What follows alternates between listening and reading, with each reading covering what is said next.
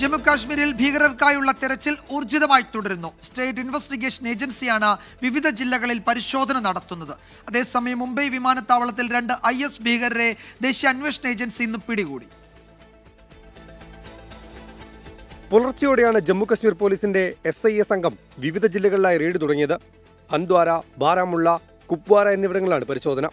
ഭീകരർക്ക് പ്രാദേശികമായി സഹായം നൽകുന്നവരെ കണ്ടെത്താനാണ് സമഗ്രമായ പരിശോധന. കഴിഞ്ഞ ആഴ്ച ജമ്മുകാശ്മീരിലെ തെക്കൻ മേഖലയിൽ 22 ഇടങ്ങളിലും സമാന റെയ്ഡ് നടന്നിരുന്നു. ഇന്തോനേഷ്യയിൽ നിന്നെത്തിയ 2 IS ഭീകരരാണ് മുംബൈ വിമാനത്താവളത്തിൽ ഇന്ന് NIAയുടെ പിടിയിലായത്. ടെർമിനൽ 2-ൽ വെച്ചാണ് ഇവരെ പിടികൂടിയത്.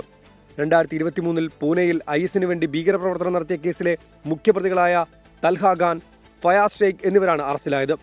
ഫയാസിന്റെ പൂനെയിലെ വാടക വീട്ടിൽ നടത്തിയ പരിശോധനയിൽ വൻ ആയുധശേഖരവും മുംബൈയുടെ മാപ്പടക്കമുള്ള രേഖകളും കണ്ടെത്തിയിരുന്നു. ഈ വീട്ടിൽ വെച്ച് ഭീകരർക്ക് പരിശീലനം നൽകിയതായും കണ്ടെത്തി. കേസിൽ 8 പേർ നേരത്തെ അറസ്റ്റിലായിട്ടുണ്ട്. കേസിൽ NIA നേരത്തെ കുറ്റപത്രം സമർപ്പിച്ചതാണ്. 24 ഡൽഹി.